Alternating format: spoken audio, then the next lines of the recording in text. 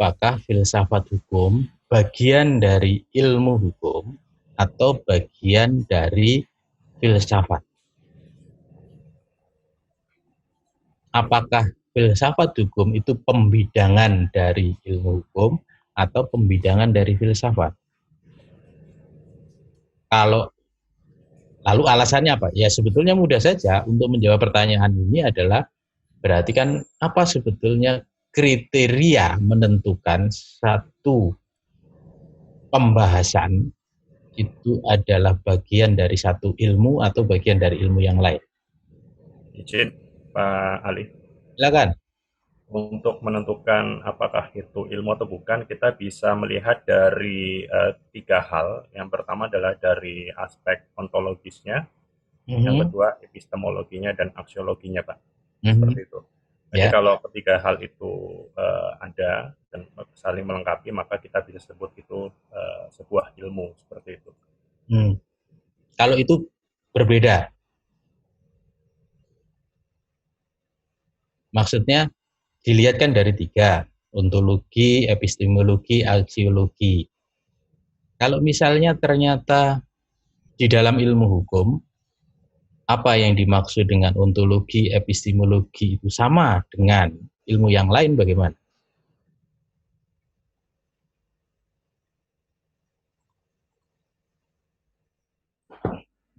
Izin, Prof. Ya, tadi kalau kita berbicara tentang runtun berpikir filsafat itu kan ada filsafat pengetahuan, ada filsafat ilmu. Nah, filsafat pengetahuan itu konteksnya lebih luas dibandingkan filsafat ilmu. Nah, filsafat ilmu dengan filsafat pengetahuan itu sangat erat kaitannya meskipun filsafat ilmu itu merupakan disiplin ilmu tertentu. Nah, kalau kita berbicara tentang hakikat atau ilmu hukum, ya filsafat ilmu hukum itu bisa kita klasifikasikan menjadi dua hal. Ketika kita berbicara tentang filsafat ilmu hukum itu bisa dilihat dari dua perspektif atau dua sudut, filsafat ilmu dan teori hukum, di mana filsafat ilmu, ya ilmu hukum itu, maksudnya hukum dikatakan sebagai filsafat ilmu. Nah, itu mempunyai dua hal, yaitu ilmu sebagai produk dan ilmu sebagai proses. Sebagai produk ilmu, pengetahuan yang dikaji itu berbicara tentang kebenaran dalam bidang tertentu atau susunan dalam suatu sistem. Nah, ketika hukum itu, ya, hukum itu dilihat dalam perspektif filsafat, itu kan juga mempelajari tentang ilmu hukum yang memiliki karakteristik yang khas, yaitu di mana sifatnya ini sangat normatif seperti itu. Jadi filsafat hukum itu sudah pasti atau sudah jelas merupakan bagian dari filsafat ilmu hukum itu sendiri. Seperti itu. Karena kan bisa dilihat dari prosesnya, bisa dilihat dari produknya. Nah, sedangkan hukum itu sendiri itu mempunyai ciri khas tertentu yang tidak dimiliki oleh oleh ilmu pengetahuan yang lain seperti sosial atau seperti ekonomi, di mana hukum ini sifatnya normatif. Saya kira itu. Padahal kalau kita mempelajari filsafat hukum itu ada aspek yang tidak bersifat normatif. Ya kan? Kalau Anda membaca Nikomansian etik itu tidak bersifat normatif. Ya, meskipun dalam kategori tertentu disebut sebagai normativitas, keharusan-keharusan. Tapi itu dasarnya basisnya bukan norma yang ada di dalam peraturan perundang-undangan. Kalau Anda membaca Hugo Grotius, kan gitu, ya itu isinya adalah keharusan-keharusan, tapi tidak berbasiskan pada peraturan perundang-undangan. Kalau Anda membaca Robert Mangabire Unger, isinya bukan normatif, isinya politis. Dan itu Anda pelajari sebagai bagian dari filsafat hukum. Ya kan? Ya, Prof. Nah, Nah, berarti kita sudah murtad bersama. saya kira bukan begitu, Prof. Karena kan kalau kalau dalam ranah filsafat itu kan membuka kemungkinan adanya perbedaan-perbedaan itu yang didasari atas interpretasi atau paradigma itu tadi, seperti itu. Ya. Nah, tentu ada yang mengatakan hukum seperti ini yang sifatnya normatif, ada yang mengatakan hukum yang sifatnya politis atau hukum yang sifatnya yang lain, seperti itu. Nah, tentu itu akan memperluas dari hasanah. Makanya saya bilang tadi, filsafat hukum itu merupakan disiplin ilmu yang mempunyai sistematika tersendiri seperti itu dibandingkan dengan ilmu-ilmu yang lain seperti itu. Kan tadi pertanyaannya apakah hukum ilmu itu merupakan ilmu hukum tersendiri atau seperti apa? Pertanyaan saya, apakah filsafat hukum itu bagian dari ilmu hukum atau bukan? Nah, ya bagian, Prof. Oh, bagian. Padahal Anda menyebutkan yang disebut sebagai ilmu hukum itu bersifat normatif. Kan begitu. Berarti ada bagian tertentu dari filsafat hukum yang bukan merupakan bagian dari ilmu hukum dengan demikian. Kok bisa? Oke. Kita kembali ke laptop. Jadi kita membahas tentang filsafat ilmu. Nanti kaitannya pasti dengan hukum dan tentu saja adalah dengan filsafat hukum.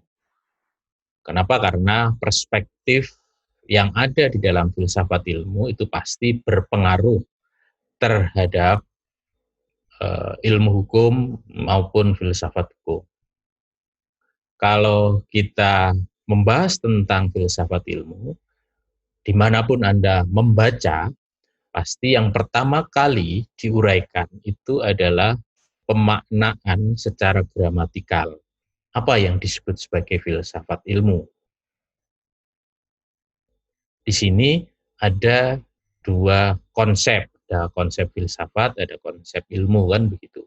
Sama saja sebetulnya kalau kita membahas tentang filsafat hukum, ada dua konsep, ada konsep filsafat, ada konsep hukum. Dan untuk memahaminya, tentu kita memahami kedua konsep ini. Dari sisi filsafat, ketika kita mempelajari filsafat ilmu, tentu sebetulnya juga harus memahami bagaimana tentang filsafat itu sendiri. Yang seperti tadi saya katakan bahwa ketika berbicara tentang filsafat, maka pertanyaannya adalah pertanyaan yang bersifat mendasar. Kan begitu, mencari hakikat. Atau pertanyaan sebetulnya adalah kemudian, apa sih yang disebut sebagai ilmu? Apa hakikat dari ilmu? Pada saat kita membicarakan secara filosofis. Dan pertanyaan itu dijawab dengan perspektif yang multi perspektif. Jadi tidak terfragmentaris dan tidak sempit, tidak kemudian dibatasi oleh ruang dan waktu. Itu. Nah, filsafat ilmu kan itu seperti halnya juga dengan filsafat hukum, ternyata juga tidak menghasilkan satu jawaban yang pasti, satu jawaban yang sama tentang berarti yang disebut dengan ilmu itu A, kalau tidak A bukan ilmu. Sama saja dengan juga filsafat hukum. Lalu apa yang berpengaruh terhadap jawaban tentang apa yang disebut sebagai ilmu itu? Dan seperti itu. Nah, karena filsafat itu mencoba untuk mencari jawaban atas satu persoalan sampai kepada hal yang bersifat mendasar atau hakikat, apa yang disebut dengan sesuatu, apa yang disebut dengan sesuatu itu adalah benar atau tidak benar, kan begitu. Nah, itulah yang lalu memunculkan pertanyaan tentang yang disebut sebagai ontologis, apa hakikat tentang sesuatu. Objeknya apa? Objeknya bisa bermacam-macam. Yang itu lalu nanti melahirkan pembidangan filsafat. Kalau garis besar, ada yang disebut dengan filsafat ketuhanan. Pertanyaan pertamanya apa ya? Pasti lalu bertanya tentang apa sih yang disebut dengan Tuhan itu? Apakah Tuhan itu ada atau tidak ada? Ada pertanyaan-pertanyaan mendasar tentang manusia, disebut sebagai filsafat kemanusiaan. Apa yang disebut sebagai manusia? Ada pertanyaan tentang alam semesta. Ada pertanyaan tentang sesuatu yang ada dan mungkin ada. Pertanyaannya kan apa hakikat sesuatu? Nah, demikian pula terkait dengan ilmu. Apa yang disebut sebagai ilmu? Ilmu orang adalah kebenaran. Maka pertanyaannya adalah, apa yang disebut sebagai kebenaran? Kebenaran tentang apa? Kebenaran tentang objek dari ilmu itu sendiri.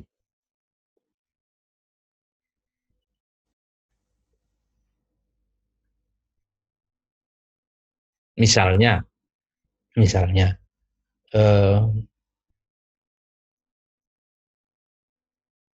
ada yang mengkaji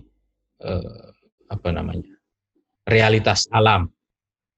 Apa yang disebut sebagai realitas? Kan seperti itu. Apakah realitas itu merupakan kebenaran atau bukan?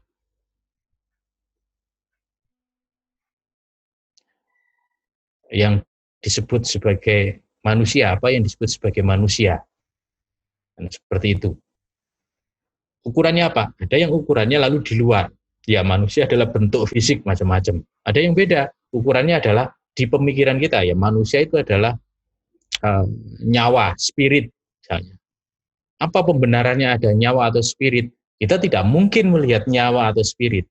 Tapi yang bisa kita terima kenapa ada orang yang menyatakan bahwa manusia itu adalah nyawa atau spirit adalah itu make sense, masuk akal.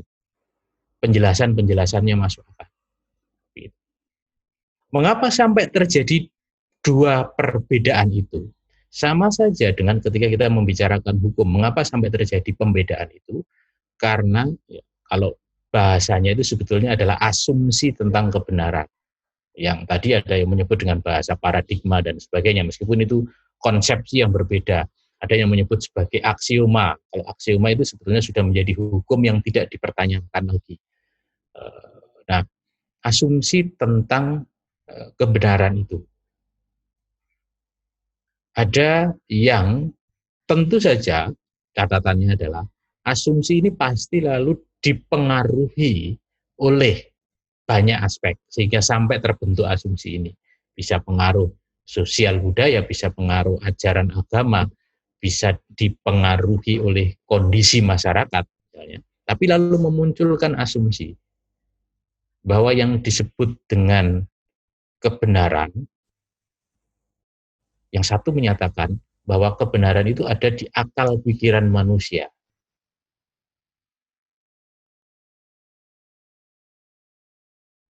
Objek yang diamati itu adanya adalah di akal pikiran manusia. Realitas itu tidak menunjukkan kebenaran. Karena kebenaran itu bersifat cenderung tetap, realitas bisa berubah. Di sisi lain, ada yang menyatakan bahwa kebenaran, hakikat sesuatu itu ya berada di luar pikiran manusia. Adanya sesuatu ya ada terlepas dari pikiran manusia. Manusia berpikir ada atau tidak ada, tidak akan pernah bisa mengubah keberadaan satu benda di luar pikiran manusia.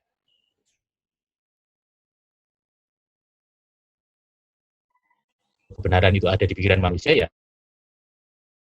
Contohnya tadi, mungkin bisa menemukan ayam jago kalau Anda tidak memiliki konsepsi tentang ayam jago. Anda tidak akan mungkin bisa menemukan Tuhan kalau Anda tidak punya konsepsi dalam pemikiran Anda tentang Tuhan. Dan itulah yang disebut sebagai kebenaran. Dan itu menentukan bagaimana kita mencari kebenaran. Ada yang lalu menyatakan bahwa kebenaran itu berada di luar pikiran manusia. Ya, kebenaran itu kita berpikir atau tidak berpikir, eh, eh, eh, apa namanya, ya tetap ada kursi di depan kita, meskipun kita tidak pernah berpikir kursi, menurut yang menyatakan bahwa realitas itu ada di luar manusia, kebenaran itu di luar manusia, ya kursi itu tetap ada. Tapi ada juga yang menyatakan berbeda, itu tergantung pikiran saya. Pikiran saya mengkonsepsikan ada kursi atau tidak ada kursi. Nah, Anda bisa berdebat tentang itu, dua hal itu. Tapi nyatanya memang ada dua hal tersebut. Kan seperti itu. Nyatanya memang ada dua hal tersebut. Ada sesuatu yang memang bisa ditemukan oleh akal pikiran manusia, tapi ada sesuatu yang memang harus ditemukan di luar akal pikiran manusia. Nah, ini lalu menjadi orang yang disebut sebagai menganut dualisme, ya bisa dua-duanya, gitu. Tapi ada juga yang ya tidak bisa, gitu. Nah, tapi dari perspektif ini lalu berkembang dengan sendirinya untuk ukuran bagaimana mengetahui tentang kebenaran itu. Kalau kebenaran itu sudah dikonsepsikan berada di akal pikiran manusia, maka cara mengetahuinya, maka ukurannya, apakah benar atau tidak, apakah ada atau tidak, juga pikiran manusia. Sebaliknya, kalau mengkonsepsikan satu kebenaran itu berada di luar pikiran manusia, realitas itu ada pada dirinya sendiri, bukan pada pikiran manusia, maka cara mengetahuinya juga tidak bisa hanya dengan pikiran manusia, tetapi harus menggunakan instrumen tertentu yang bisa menangkap realitas itu. Nah, ini yang sudah masuk wilayah yang disebut sebagai epistemologi. Ada juga nanti yang menyatakan kalau yang akal pikiran manusia itu yang lalu disebut sebagai rasionalisme. Jadi pemilahannya, kalau yang memandang bahwa kebenaran itu berada di pikiran manusia, itulah idealisme.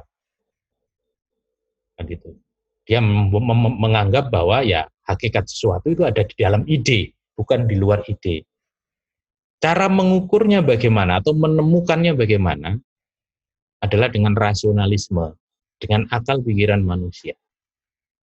Sedangkan yang satunya lagi adalah menganggap hakikat sesuatu itu berada di luar pikiran manusia. Kan gitu. Itulah materialisme. Jadi sesuatu yang memang harus bisa ditangkap di luar pikiran manusia, menjadi materi. Karena itu cara untuk mengetahuinya bagaimana, harus ada alat ukurnya. Alat ukur itu fungsinya apa? Alat ukur itu fungsinya adalah untuk bisa ditangkap oleh panca indera, untuk bisa ditempatkan dalam satu kriteria yang khusus sehingga bersifat objektif antara satu orang dengan orang yang lain. Kan gitu. Kenapa? Karena bisa saja panca indera satu orang dengan orang yang lain itu berbeda. Karena itu diperlukan alat ukur yang bersifat objektif. Nah, untuk mengukurnya itu, untuk melihatnya, itu yang disebut sebagai empirisme. Tadi ada yang menyatakan, ya tidak hanya itu untuk mengetahui kebenaran, bisa saja berdasarkan pada intuisisme. Kalau intuisisme itu bukan seperti wahyu. Wahyu berbeda lagi, itu bukan kebenaran ilmu pengetahuan, itu sudah di luar dari filsafat ilmu. Kan gitu. Kenapa ya? Karena ya eh, eh, eh, apa namanya? Kesalahan pertama orang terhadap agama adalah mencoba untuk merasionalisasikan, mengempiriskan. Ya walaupun ada bagian-bagian dari agama yang memang bersifat rasional, gitu. Tapi itu hal yang berbeda lagi. Nah, yang disebut dengan intuisionisme itu adalah bukan seperti wahyu, bukan naluri seperti hewan, tetapi sebetulnya adalah kumpulan dari pengetahuan yang membentuk alam bawah sadar.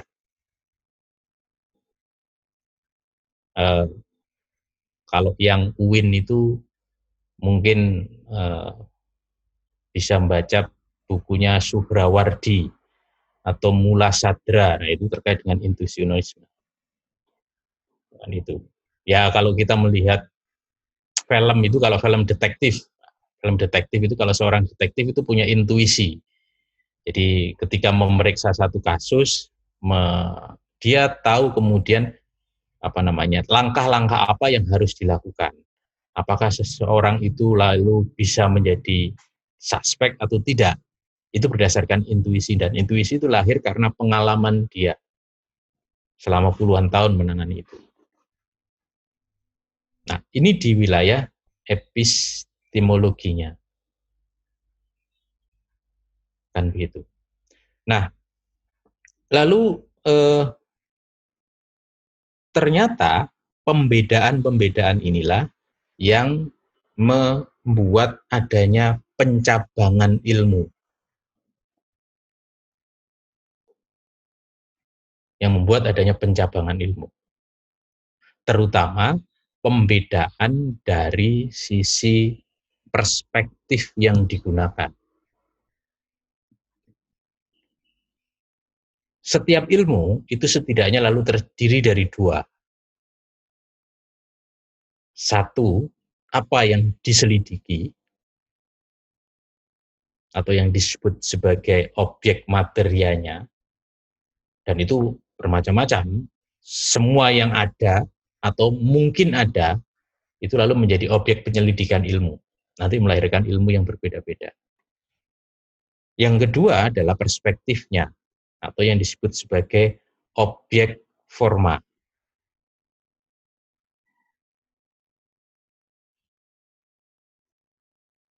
Apa yang sebetulnya membedakan satu ilmu dengan ilmu yang lain, itu adalah lebih kepada objek formanya, perspektifnya. Objek materianya sangat mungkin sama.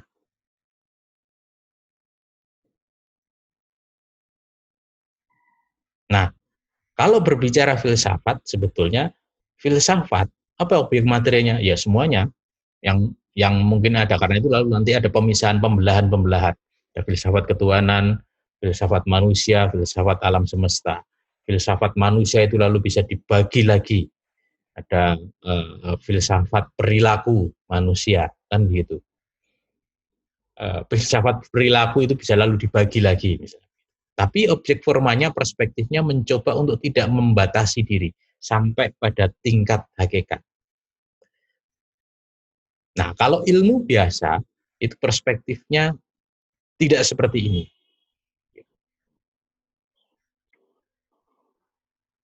Nah, terkait dengan objek materia ini, lalu pertanyaannya kan tadi pertanyaan ontologis. Apa hakikat sesuatu itu? Nah, itu yang lalu melahirkan pembelahan-pembelahan lagi bidang ilmu pengetahuan.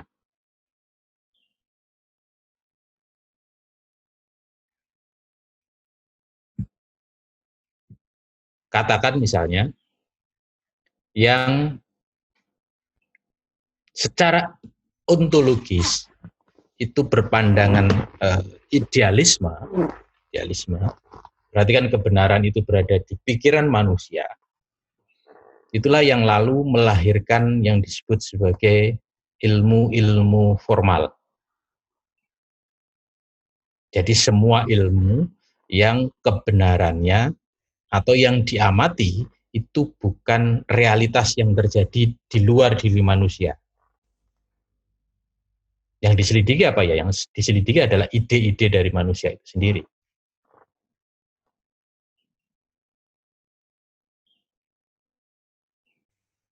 Dan ilmu seperti ini itu lalu tidak bergantung kepada realitas. Dia mendahului realitas.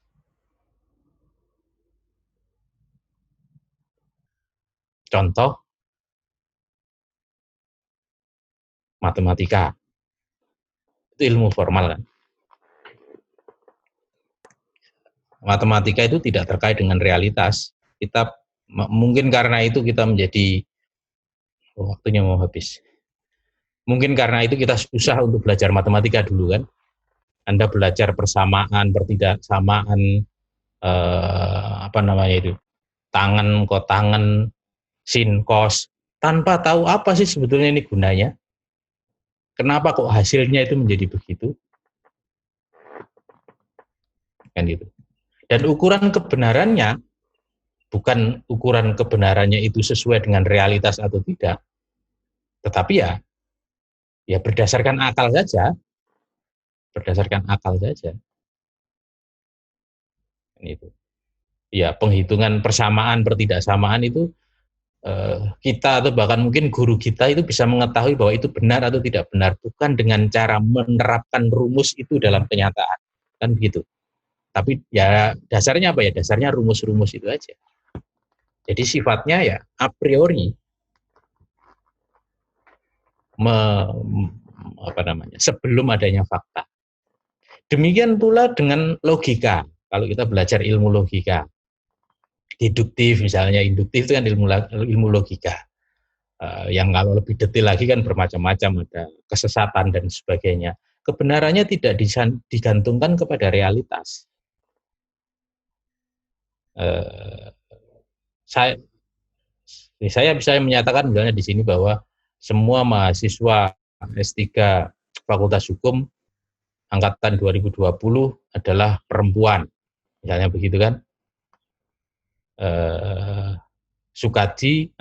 Imam Sukadi adalah mahasiswa Fakultas Hukum. Konklusinya pasti Imam Sukadi adalah perempuan.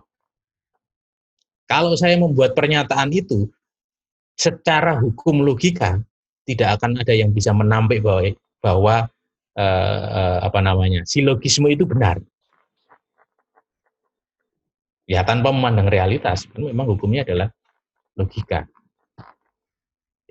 Nah, di sisi yang lain, yang secara ontologis lalu mengasumsikan kebenaran itu berada di luar pikiran manusia, itulah yang lalu melahirkan ilmu-ilmu empiris.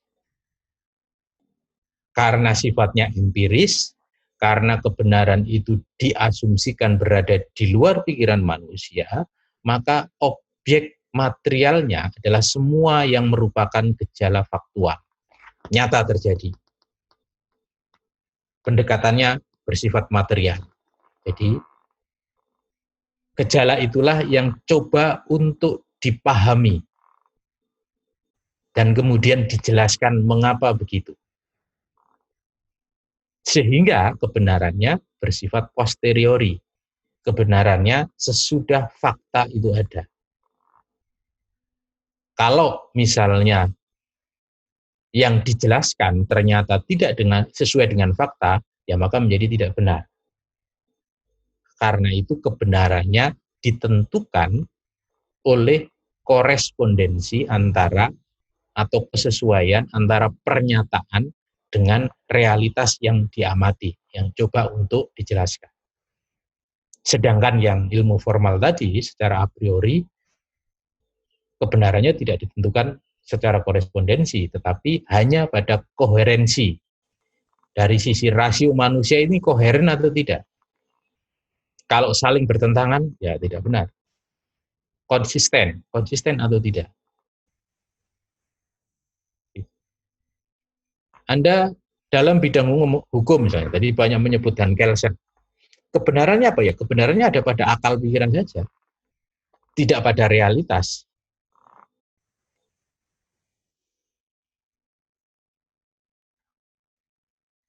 Kan gitu.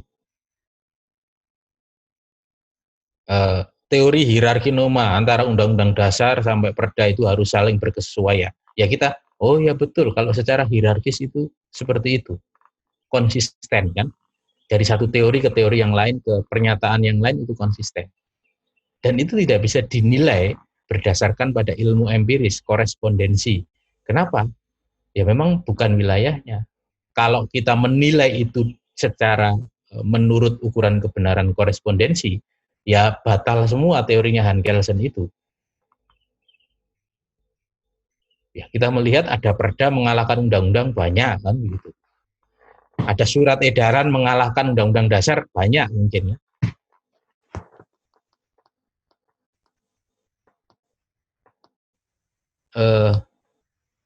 Nah, ilmu-ilmu empiris inilah yang lalu menjadi ilmu alam dan ilmu kemanusiaan.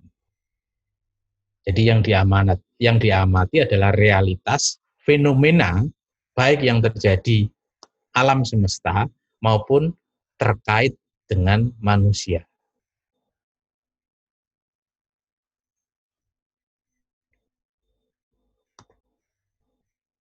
Nah, kembali kepada objek forma dan objek material tadi, di ilmu-ilmu alam, boleh saja objek materialnya sama.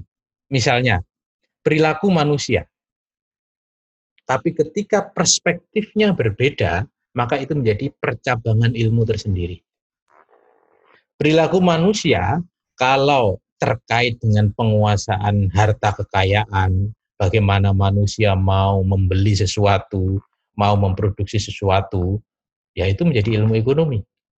Tapi kalau terkait dengan hubungan sosial, bagaimana hubungan individu dengan masyarakat, individu dengan individu yang lain, terlepas atau tidak membatasi hanya pada faktor yang bersifat ekonomi, menjadi sosiologi. Kan begitu.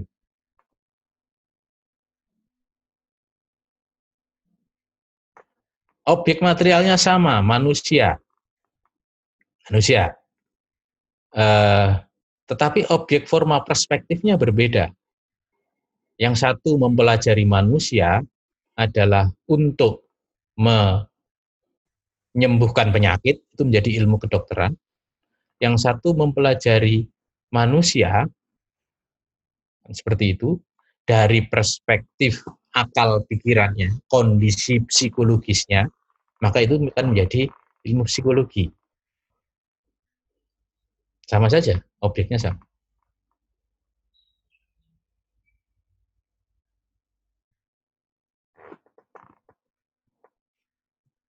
Nah, perspektif inilah yang lalu nanti akan membentuk ciri-ciri apakah satu bidang itu merupakan ilmu atau bukan ilmu. Satu, itu ketika dia memiliki objek tertentu, objek forma, perspektif yang berbeda dengan ilmu yang lain. Kedua, ketika dia memiliki objek material itu artinya adalah sesuatu yang ada atau mungkin ada yang diselidiki, ya, itu tadi seperti manusia, perilaku atau apa kan, yang bisa saja sama dengan ilmu yang lain, tapi perspektif yang digunakan berbeda. Dan yang ketiga, dia memiliki ukuran kebenaran tersendiri. Ukuran kebenaran tersendiri itu artinya kita berbicara tentang metode. Nah, itu yang lalu bisa menjadikan satu bahan kajian tertentu itu dikategorikan sebagai ilmu atau bukan ilmu tersendiri. Oke, sudah 10.29. Kita sampai sini aja dulu ya. Kita lanjutkan besok untuk masuk ke lagi asik. Ke apa namanya? Filsafat atau hukumnya, ilmu hukumnya. Baik, terima kasih. Sekian. Assalamualaikum warahmatullahi wabarakatuh.